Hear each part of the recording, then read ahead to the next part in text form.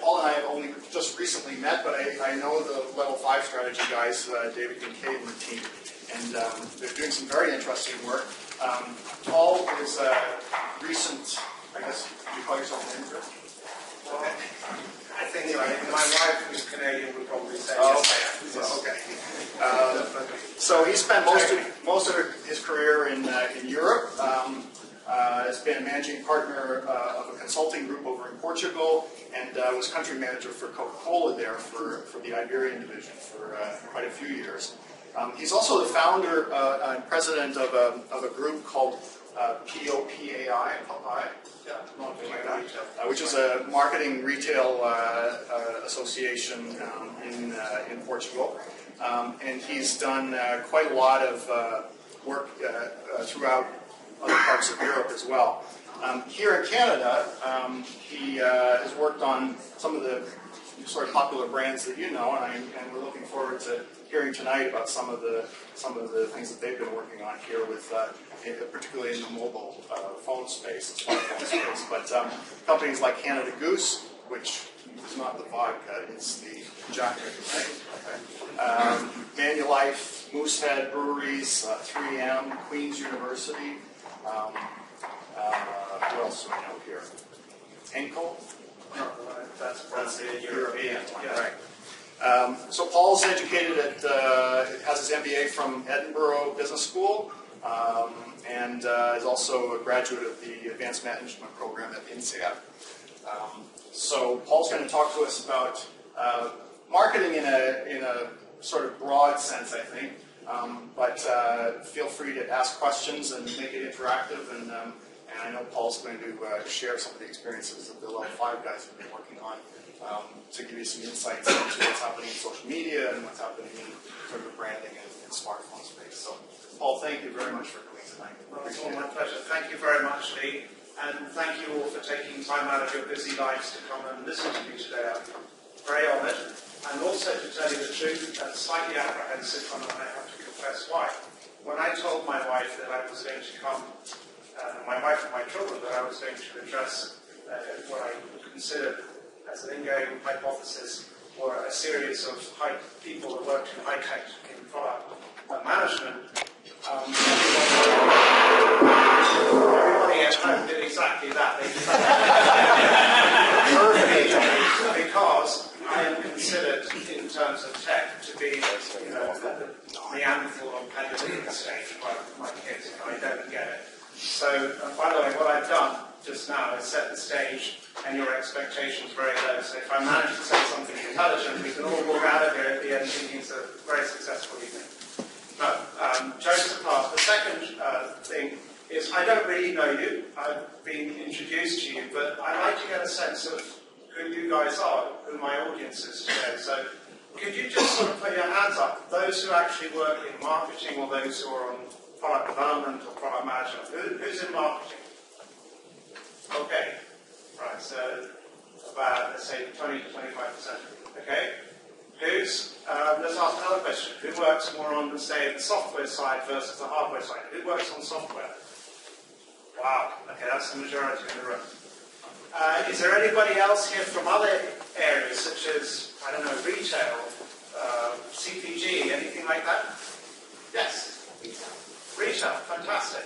Okay, so you and I are not alone. This is wonderful. No, seriously. So what I thought I'd do today for the next 45 minutes, if possible, is try to have a conversation with you. And I'm going to try to come at a slightly different angle. And my goal is to provoke you to potentially think in a different way. So what I'm going to try to do is really make some sense out of this sort of complexity that we're all faced with. And I'm going to propose talking about new approaches to basically very old business questions. So I think that the majority of us, no matter what we do, particularly those of us who are marketers, we're probably faced with two questions consistently. One is, how do I understand why people use my brand or my product or service? What makes them buy me or want to have me? And secondly, how do I engage with them? How do I have a conversation with them? Okay? particularly in a world that's very fast-paced and changing, and the digital landscape seems to be growing every day. So these are sort of old questions that we're perennially faced with, but I'm going to try and come at you with two sort of different angles, okay? And hopefully that will provoke your thoughts.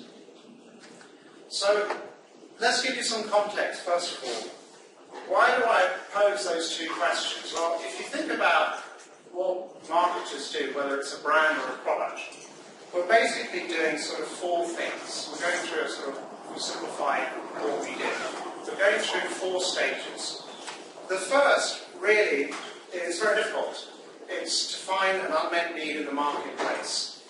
And so, you know, this is not something that you can do every day. And potentially what happens is companies actually find ways to deliver needs that are being served by other competitors in a better way or in a more valuable way. So, for example, I think the insight that people wanted to carry their music with them everywhere, probably Sony came up with that, and they delivered an incredible product called the Walkman against that.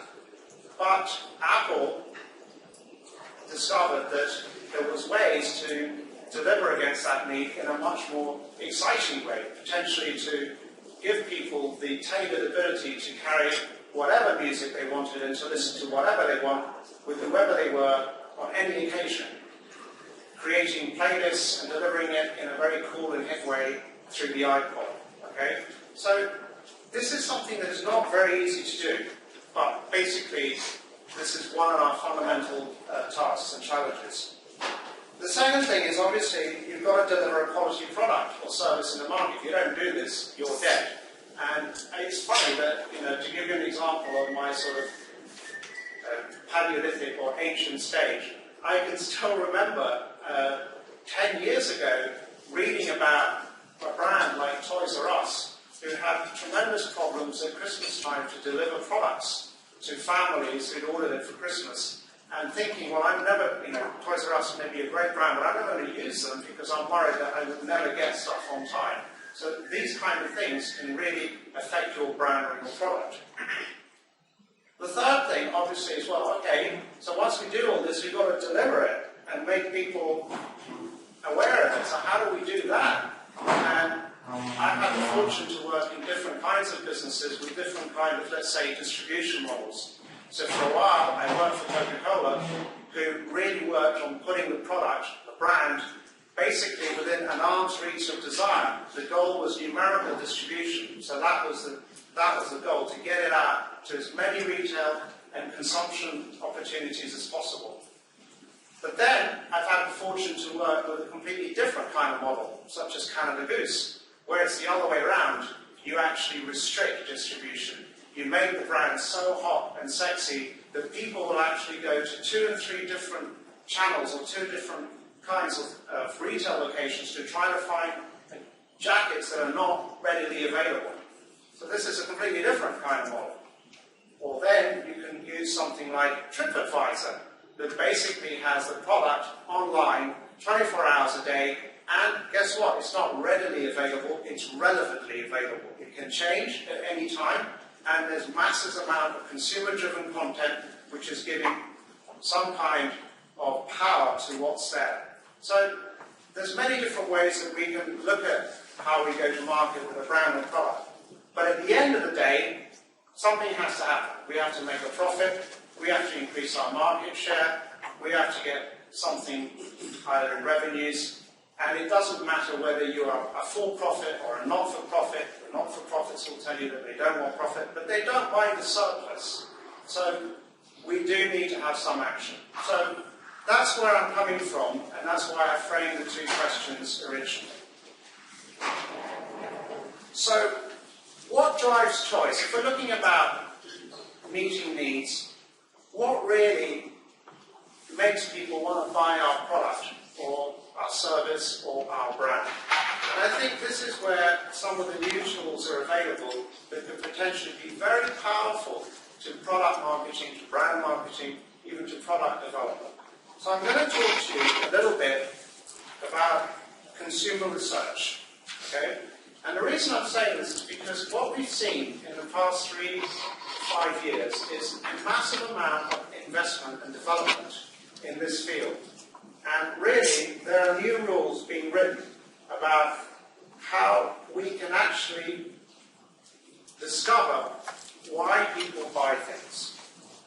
So the first sort of potentially surprising fact is that decision-making is really a combination of two things. So both the emotional and the rational are equally important in terms of determining why people buy things. So you think, well, this is pretty obvious, but you will see that when we go into an example on the smartphone category, you would potentially think that one of these, the functional aspect, the more rational pieces are important. And this is not necessarily the case. And this has profound implications in the way businesses set themselves up to go to market, the kind of products they develop, and how they market.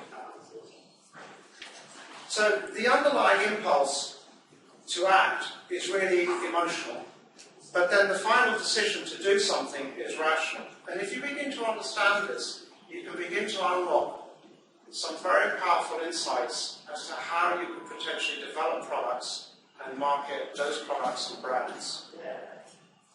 So the trick with this is that market researchers have discovered that people can't really articulate the real reasons why they buy things. They can't really tell you what they can tell you what they feel, but most people are quite limited in that. Most people can tell you between 12 to 16 emotions that they feel, but they can't really explain to you deep down why they wanted to have a smartphone. So what happens is, through techniques such as things like identikits and other cues, there are ways to really understand what are the drivers behind people's behavior.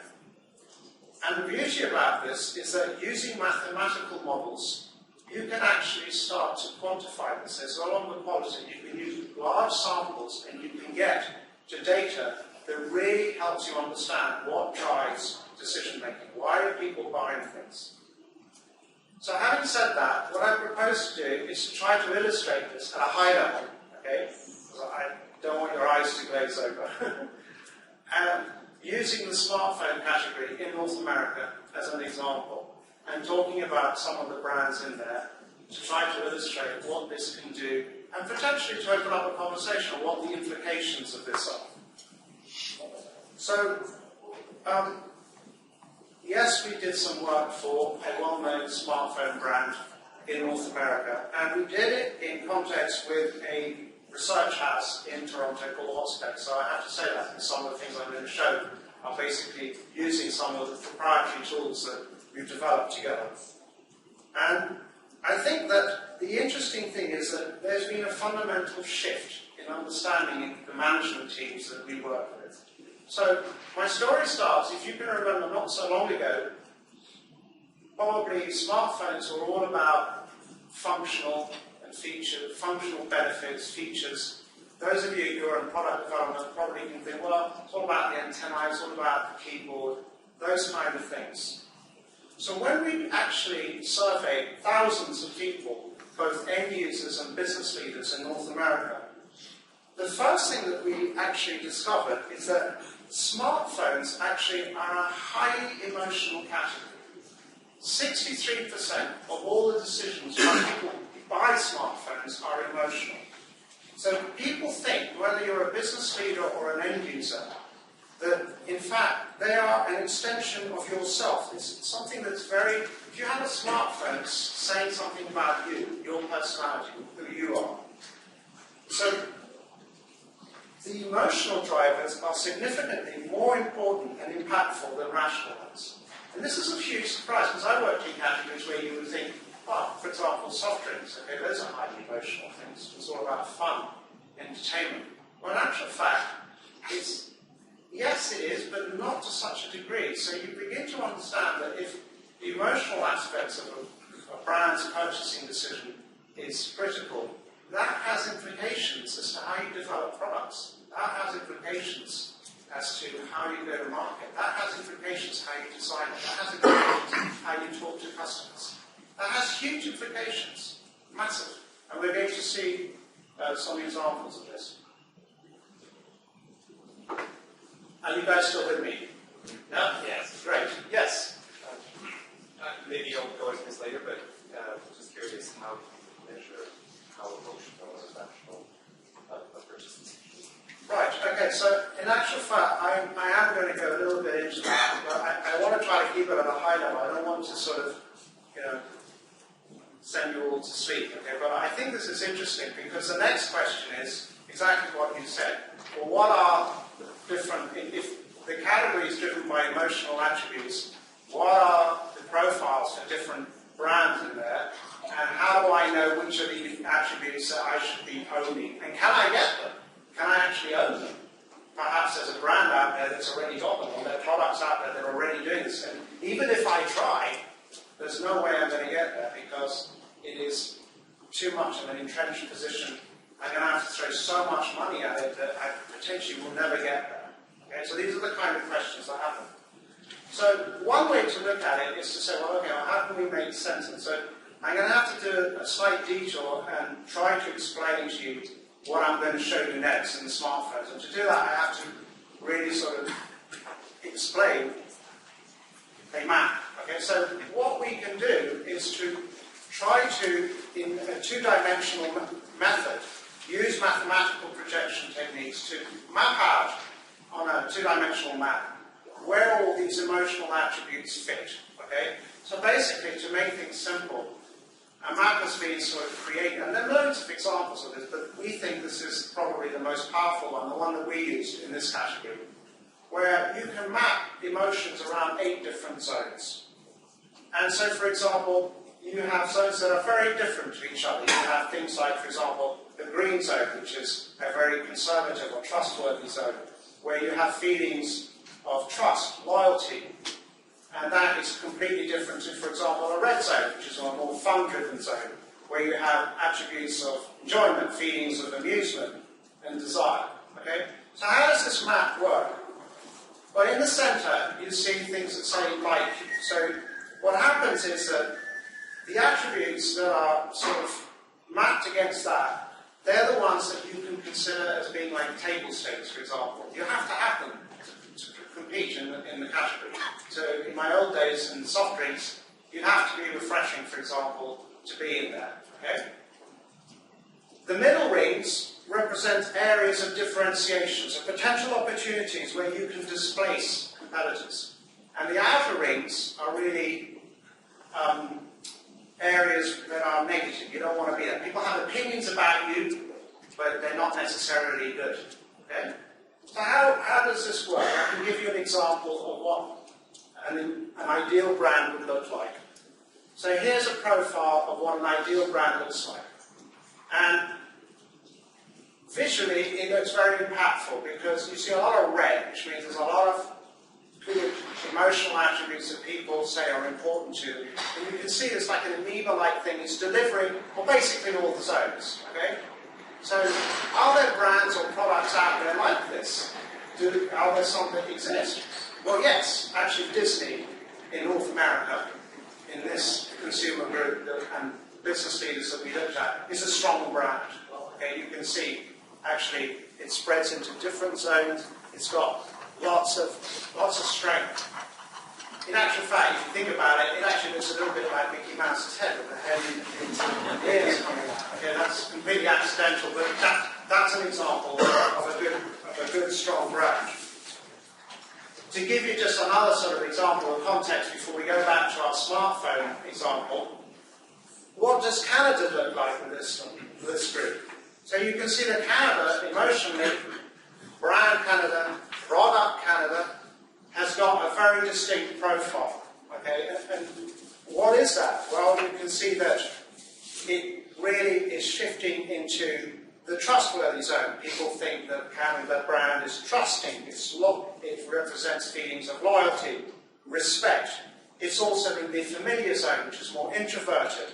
So there's feelings of satisfaction there as well. Okay, and the key things is that there are certain yellow stars, which you see here, which are really those attributes that are really the key drivers to brand Canada or product Canada. Nobody else really has those. Those are what Canada really owns. And what are they?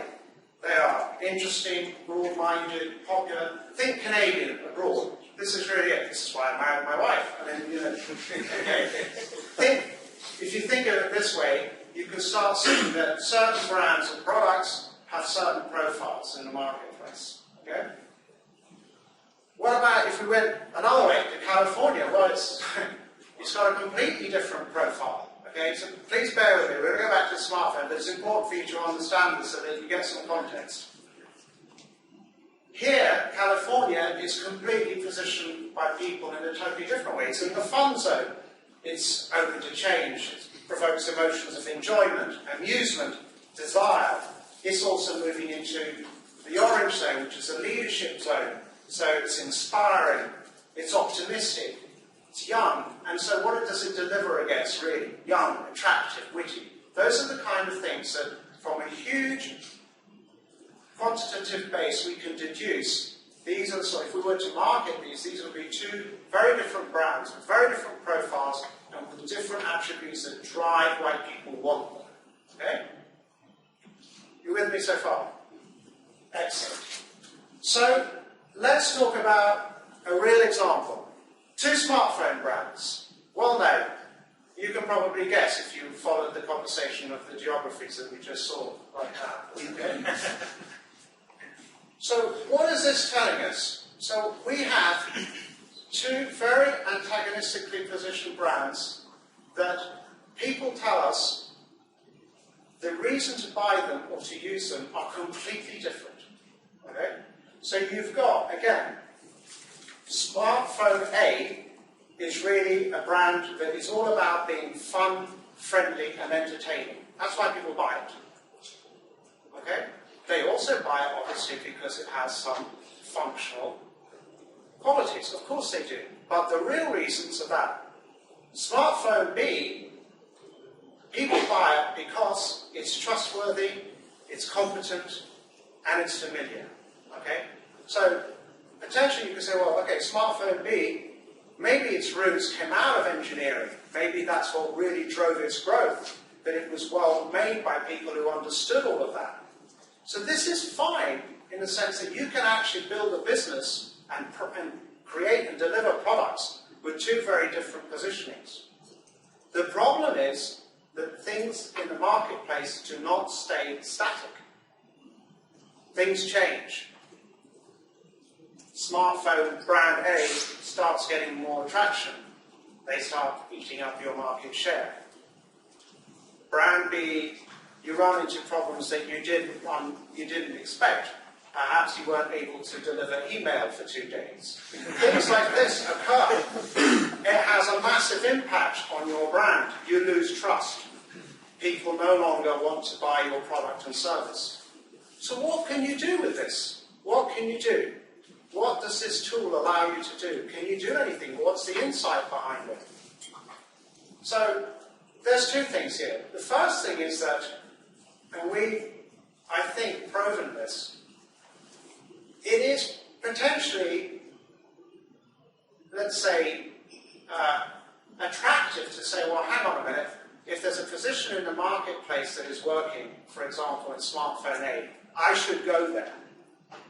And in fact, you can think of examples of smartphone brands who I have colleagues and friends tell me, their communication has changed. They're trying to emulate the other guys. And you can see some of these products and services coming out. This is strange. Does this work? Well, the answer is maybe not. Why? Because those competitors are so entrenched in those positions that it is not possible or credible for you to try to get there. But secondly, and this is the key point,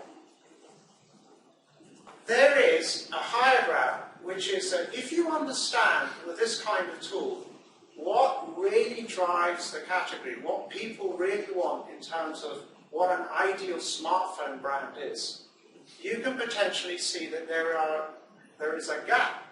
There is an opportunity to meet and fill an unmet need. And you could potentially go into that space, which is not owned by any other competitor, and take it. Now, this is very simple to say, from my point of view, and from where you guys are sitting, because it's actually extremely hard to do. The implications of doing that are enormous. To take a brand like smartphone brand B and push it into the inspiring leadership role is very, very challenging. It has major implications, not just culturally, internally within the company, but in everything, in how you design products, how those products are engineered, what suddenly becomes critical, how you actually deliver that in the marketplace, how you deal with retailers.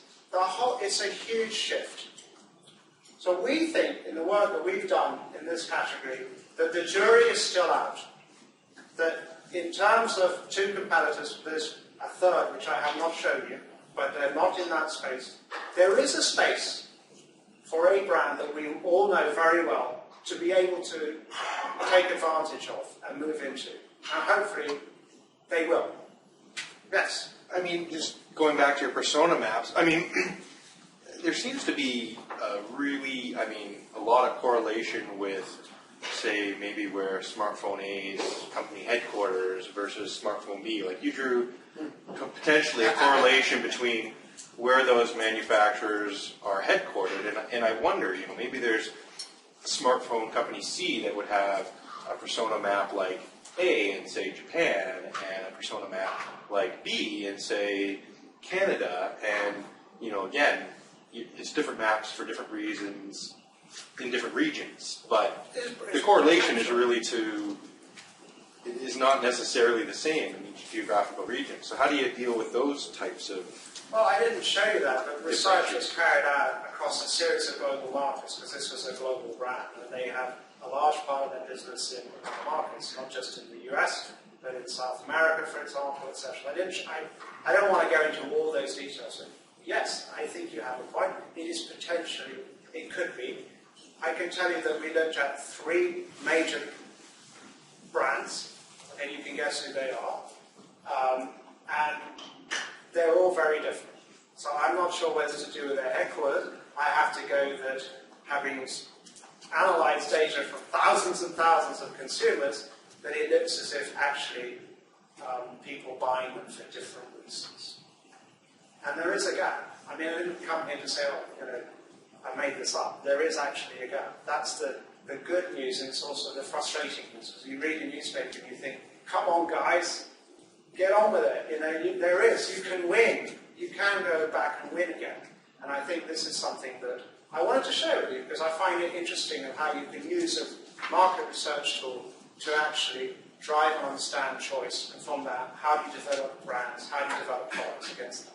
Yes, again. I got one other related question. Okay. Is it possible that over the life cycle of a product, you start with persona map A and you end up with persona map B, and that is your strategy? I mean, is that a likely You outcome? can shift. There are companies who have shifted.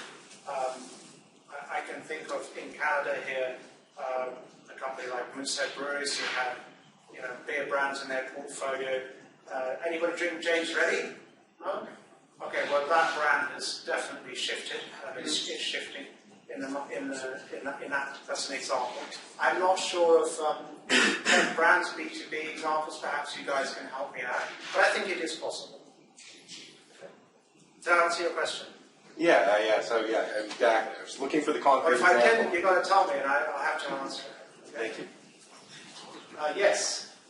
How accurate are we when we are defining the ideal smartphone zone? Because if we are not too accurate on that, then a company might incorrectly decide to follow a strategy. Right. So build a brand which is not possible. Yeah, I mean, so I circled those there, but to your point, we could say, all right, these seem to be the ones that statistically seem more interesting, but there are potentially other attributes that you may want to target. The thing is that it doesn't make sense. What you can't do is target attributes in different parts of this map, for example. Then you're literally all over the place. It doesn't make any sense. Yes, sir. So I totally understand how you deductively, from a brand, produces this map. Yes. That's one direction. The question is, as a player, a cell phone manufacturer, how do you engineer a product that answers to knowledgeable, strong, competent, like all of those things? How do you position the product to be there? Well, I'm not a product engineer, but I would guess that in the components that go into a smartphone, you would potentially dial up some more than others. Okay. Yes. It feels in the smartphone space that it's a lot how they're marketed rather than the functionality that they offer. Well, okay, so there's a massive, I would challenge you to say, yes, you're right, but if it's how you market it, how you deliver against people's perceptions on how they want to buy you, why do you have to have all this stuff going on in the phone? Why do you need all the, if you're coming from a phone company that was traditionally very engineering driven, why do you need all that stuff when it's not important to people? Why do you need it? I mean, that's a bit of a shock, I suppose, but why do you need it? And you just have to take two well-known examples, take an Apple iPhone and a BlackBerry, and look at them, and they're very, very different. You know? I think, I'm not a product engineer, but I think they would be. Am I right in saying that? Yes, I am. Quite a few heads nodding in the audience. Different software. Different software, okay. All right. So I have no idea in terms of cost implications or investment implications. Yes? Using this model, how would you have described the example you mentioned earlier about Sony and then Apple coming up with the iPod? Well, in terms, how do I... Well, I mean, would you describe it as an inspiring zone that the iPod established, or a new category? No, maybe I didn't explain. I look at that basically saying, well, Sony realized that people wanted to take music with them everywhere, but Apple understood that they could segment that music, that people wanted to have different kinds of music in different occasions, and they didn't necessarily want to have, you know, the same LP. Let's say they wanted to have different songs put together, different playlists, so you could make it all up yourself, you could tailor it to what you want. And I think that was the real key insight that really helped them take off. Yes. You answered the question. Okay, so how would I put that in terms of This model. Yeah. I don't have data to show where they are. I haven't conducted research on it, but I would guess that they will have very different profiles. I would guess. So if tomorrow somebody came up with a new category, let's call it, you know, the communicator. Yes. Would you still use this model, or would you now establish a new model for the communicator? No, I would use it. I would use this. I think I've seen that after nearly 3 years of significant investment behind this. Okay, this is a robust tool. It's not a, please pardon my, it's not a Mickey Mouse thing. This is very robust and powerful. That's why I wanted to share. I didn't feel comfortable coming here and speaking to a group of people I didn't know. I didn't feel comfortable about it. Okay, yes, Lee. Paul, perhaps I guess my observation of this is, you know, we're all familiar with requirements, and you know what this is helping us to see is that in addition to functional requirements, which we're all very familiar with, that there's a whole set of emotional requirements as well that go into not just the formulation of the product or service, but also how you position it and market it in the marketplace. So in a way, I'm thinking of this as, okay, there's a whole other set of emotional requirements that I might drive my strategy. Correctly. Right. Yes. Yes. Have you? I mean, you've got obviously an investment in this strategic avenue as well. Have you thought about turning it around? I mean, you mentioned that people don't know how to describe what they want. I mean, could you use the same analysis to help me know what it is I want? Like, maybe I want to live in California and I just don't know it. And, you know, looking at this from the outside in, you know, maybe there's an opportunity here to turn this around and not try and help the products, but help people find the products. Well, I think it helps uncover, again, not necessarily for people to articulate, but to drive to what is their sort of unconscious behavior. So, Like a product horoscope, kind of. that's a good way to look at it. So yes, I mean, we can definitely, I think there's an opportunity to use this tool more powerfully. So, for example, another minutes in to YouTube, and then we'll carry on the presentation. You can carry on having questions afterwards as well. I used this recently in the apparel category, in the outerwear category, with brands like Cat Goose or North Face or Montclair play. And it's the same story in the sense that you would think that, yes, people buy jackets because there's potentially a fashion, emotional component to it, but there's a very large aspect of sort of functionality. It keeps me warm, I'm not cold in the snow. It fits well, it's comfortable, etc. And the answer to that is yes, those things are important. But again, the driver to jackets is emotional, which is extraordinary because the buying cycle, people don't buy jackets every year or every 6 months, they buy jackets in most cases potentially every 2 to 3 years. Some groups are buying more, but on average. So this is something that has profound implications as well. So you start thinking the product development team, and you can reduce and think, well, do we need all these components? Do we really need it? If that's so maybe they do, but it opens up some very important questions as to how you can develop a brand and a product. So the second part of my sort of talk was really to try to talk a little bit about social media in the context of where I am at and the people that I work with, and really how people are trying to integrate this into marketing. So are they really, does it make sense? Well, people say, yes, of course it does, but I think really everybody is overwhelmed with this, and it's not surprising when you read that recently, Twitter's going to allow you to have more than 140 characters. Facebook is going to allow people to develop, interest lists. There's a huge hype going on around, things like Pinterest and how brands need to be there. So people are generally feeling completely overwhelmed. How do I deal with this? What's my strategy? What should I do? And so what we're saying, and really what I'm saying is, first of all, I think we've got to go back to basics, okay? And really go back to basics here. And start asking, again, just like we did with the research component, some very hard questions around this. And so the kind of things that we challenge people that we work with to think about are, first of all, do you know whether your customers really want to talk to you, to your brand or your product? Do you actually know that? I mean, it is probable that in many cases people expect your brand to have some kind of social presence in some of these vehicles. But does that mean that they actually want to talk to you? I mean, in some cases we have examples that yes, they do. This is very effective. For example, when I last looked, Dell, I think, had about 30 different Twitter sites all over the world, which they're using to have a conversation with different stakeholders and customers. So they're discussing new product information, they're providing customer service as well, they're also using it to sell new and old products.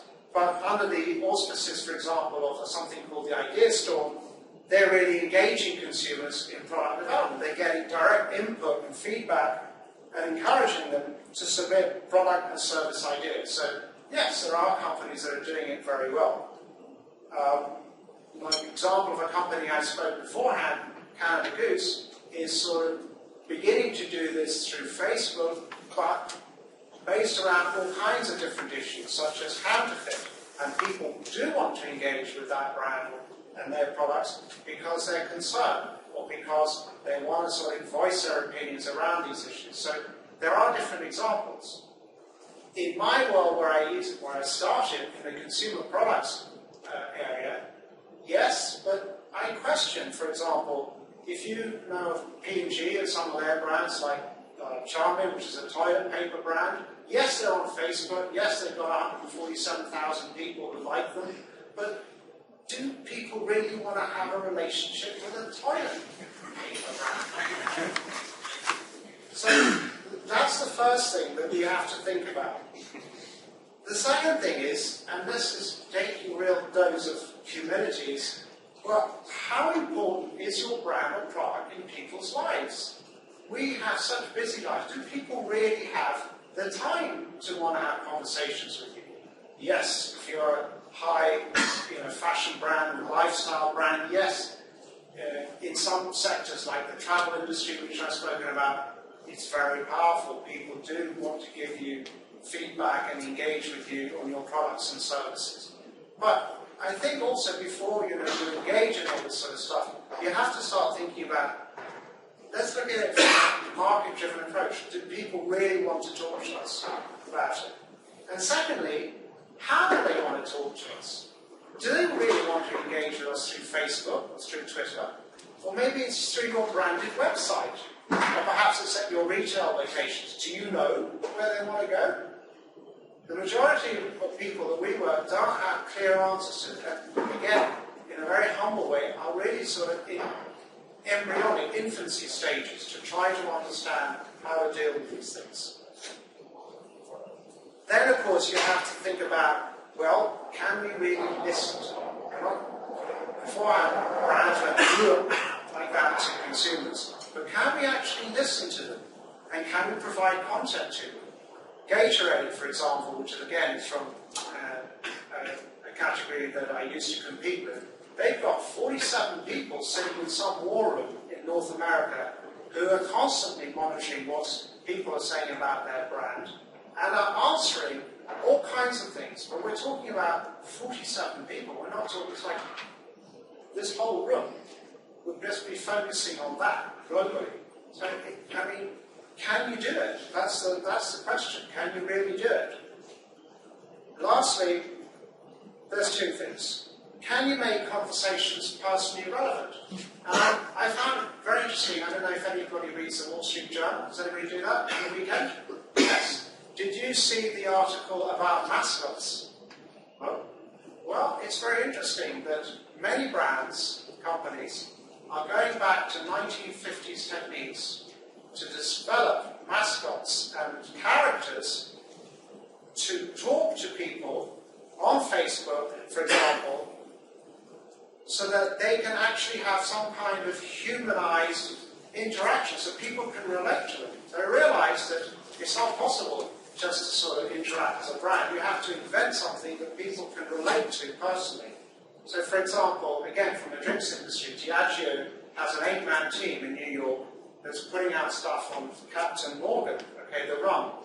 You've got, though, a division of eBay, StubHub, which is a ticket resale website that has created an animatronic talking tree, okay, and that seems to work. Or you've got an auto insurer called Progressive that's invented this character as a sales agent called Flo that's able to interact with people. So, again, this is quite interesting for me because we're talking about new tools, but we're really going back to using very tried and tested methods to talk to consumers. And lastly, I think this here is a massive area, and you could spend hours just talking about this in itself. How do you measure your investment in this and the effectiveness around this? How do you do this? I mean, if you have real-time marketing tools where you can see how people are reacting and giving you a gauge of their sentiment, do you have all the teams to be able to look at all those analytics and make sense of all that data? So this is not something that is very easy to just to sort of step in and say, oh, we've got Joe, he's doing social media. Yes? I just had a question for you about your conversations with being personally relevant. I think, Yeah. I mean, from my experience being on social media sites is that it's not necessarily always about brands talking to consumers, but it sometimes is a lot about posing the appropriate questions to get other people engaged. Excellent. It becomes a conversation. Yeah. And I'm just wondering how you feel that's different than sort of in the past with sort of more traditional methods. Well, the big difference to me is a conversation. It's no longer sort of a monologue. And secondly, what you're saying is, yes, there are brands out there that are using social media for different reasons.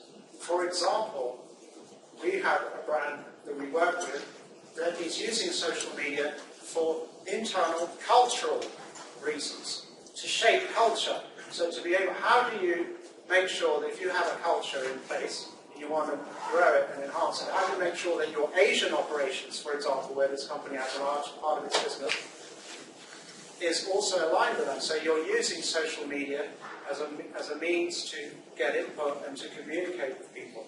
Okay? So it depends what you want to use it for. The example I gave before in Canada Goose, potentially right now, the number one reason why they are on Facebook is to get exactly what you're saying, input from people on the kind of products that they're developing and on issues that are very important to them on counterfeiting. Does that answer your question? Yes. Okay.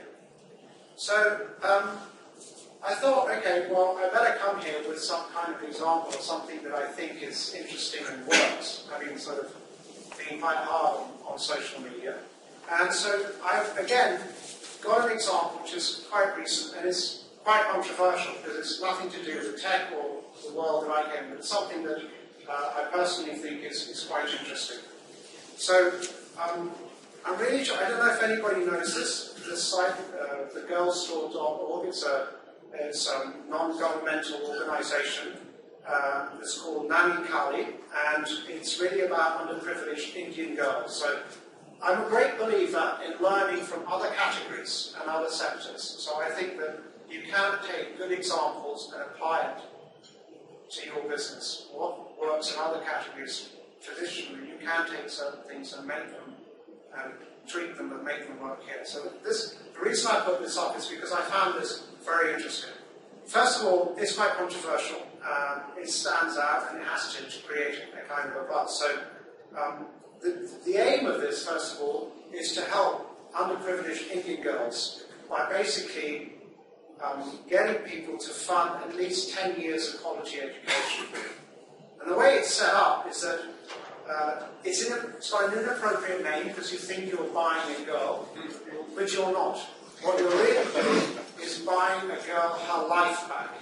You're being able to contribute to buy all the things they need for education, backpacks, workbooks, and even school shoes. And what happens is that gives these people a chance to really rise up and have a better future for themselves. So if you go onto this website, you will actually see that they've got animated video stories of some of these Indian girls. So for example, there's one about Tara, and there's no sort of end to the story. So whether she gets to school or not is really up to the viewer. Okay, so and that's because you only get to school in terms of the donations that she receives. So it's quite interesting. It engages people in that way. And of course, as products or the things that are up there that you can donate to get sold, the video series develops. And the impact, just to give you an example, when this was launched, 24 hours after being launched, all the stock that was available for sale for donations was sold out. It received over 3 million hits, which was quite something at the time, and it raised enough funds to send hundreds of girls to school. Okay, so obviously, from another point of view, this campaign won awards at Cannes, whatever. But the important thing is not that. The important thing is I actually found this a very simple and powerful way to show a successful example of some of the stuff that's happening now. So, my last slide, then we can open up for questions. We've got a perspective on social media, and basically, I think I made it out. The points that when I was talking to you beforehand, if you want to get into this seriously, you have to really understand the implications on resources, on costs, on the time that it's going to take to do this. There is a huge impact in terms of frequency and relevance. And obviously there are implications as to how information is flowed within the company, who's involved, is it just marketing, is it IT, who's behind all that. And there's a massive cultural shift also implied behind this in terms of accountability. For example, Nike now poses quite openly on one of their websites what they're doing in terms of some of the stuff that they got caught red-handed on. And lastly, it's probably going to make you develop new competencies and it's going to force you to adapt. Okay? So I think I've overextended my time, and I think I'll open it up for questions now. Okay? Thank you.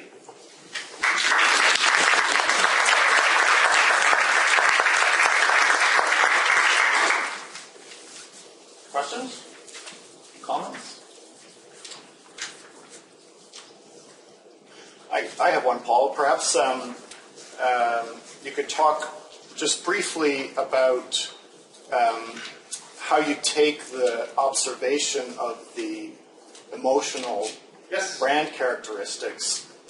Obviously there's a lot of them.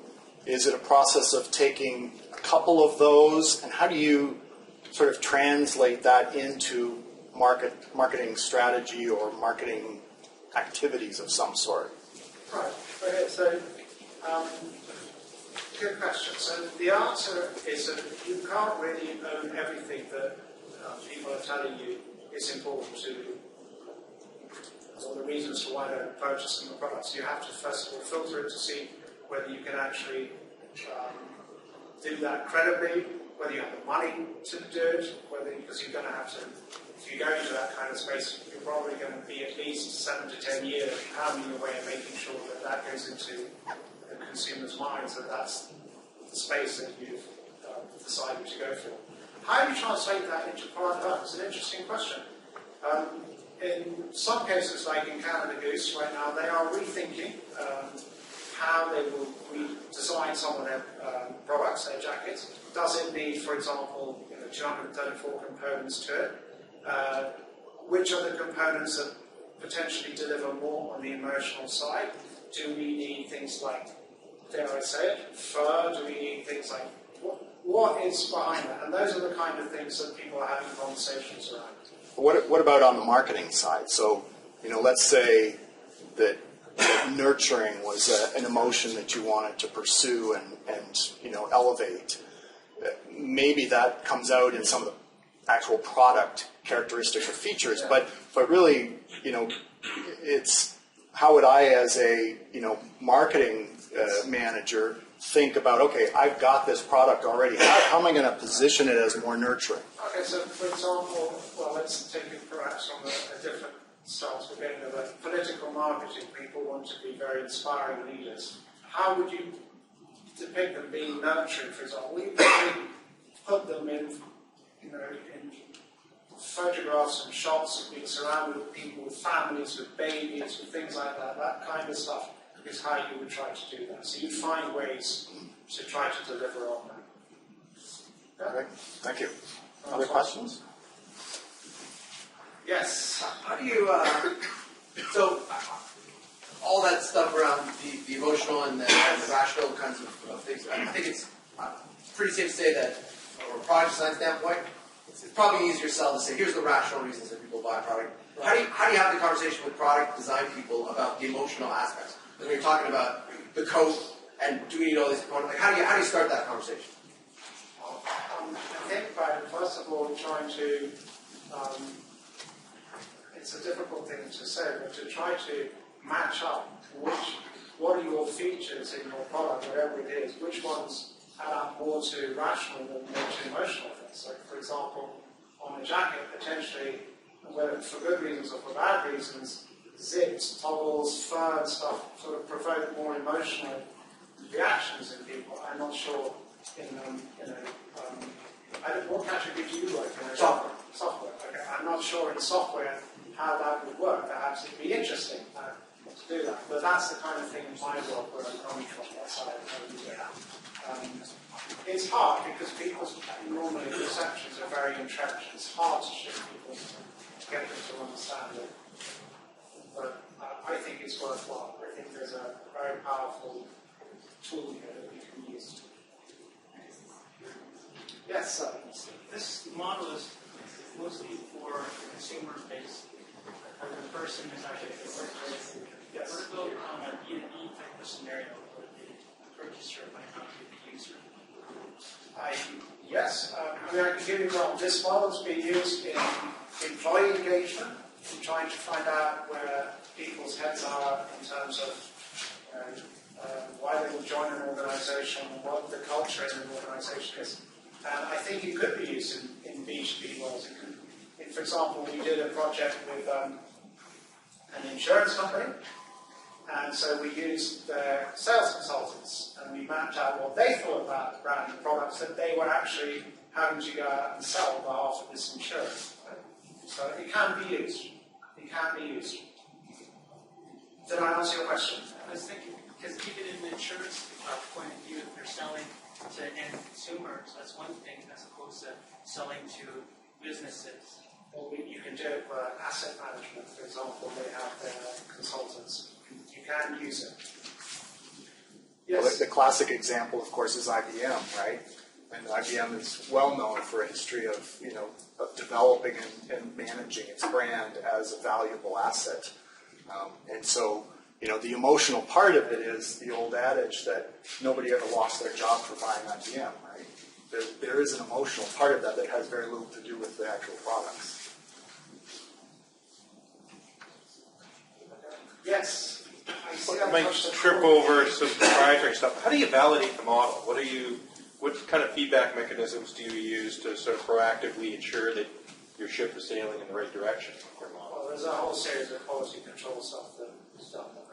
I don't really want to go there, but I can tell you offline. I can tell you about that. But the answer is yes. It is being it's robust and it is being validated constantly.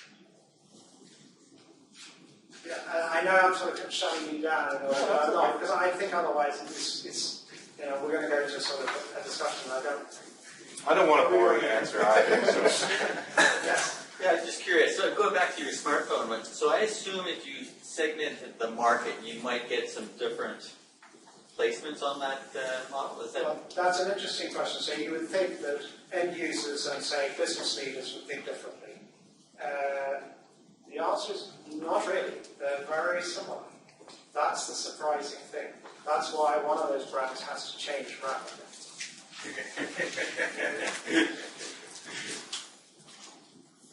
But potentially it could be. To your going in, it could be very different reasons. Right. But in this case, it actually wasn't, which is surprising. Yeah. Right. Well, thank you very much for your patience and for listening to